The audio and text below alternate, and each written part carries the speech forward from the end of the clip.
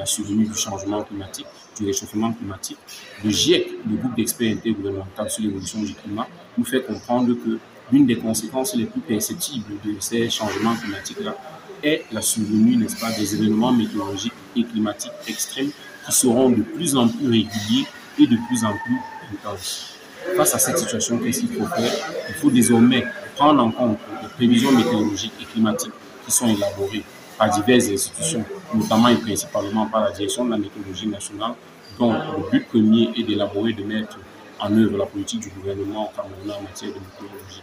Il faut désormais tenir compte de ces prévisions météorologiques avant de planifier toute activité. La question aujourd'hui, c'est on intègre comment la problématique des changements climatiques, que ce soit dans le secteur de l'agriculture.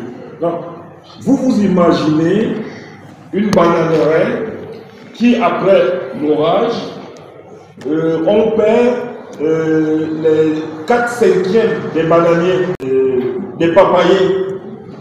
Il parlait de tomates, là encore c'est pire. Donc, vous avez fait un investissement parce qu'on n'a pas pris des dispositions adéquates basées sur des informations produites, soit par la gestion de la météo, soit par l'Observatoire national sur le changement climatique. Ben, vous partez, et supposons même que vous avez pris un crédit.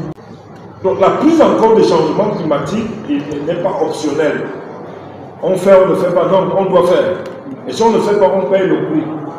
Et le coût, et il faut bien écouter ce que je dis, le coût de l'inaction, parce qu'on n'aura pas pris des dispositions en avance, le coût de l'inaction est entre 5 et 10 fois plus important que le coût de l'action. La prise en compte, on parlait tout à l'heure de 3,4% et autres, ben c'est très petit par rapport aux réalités. Et si vous évaluez ce que nous perdons, ce n'est pas 3-4%. On perd, il faut multiplier ça par 5, par 10. C'est de ça qu'il s'agit.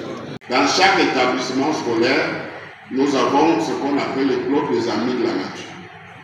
Et chaque année, nous faisons en sorte que les jeunes plantent des arbres dans leur structure d'encadrement, au niveau même de l'école, au niveau du collège et de l'université.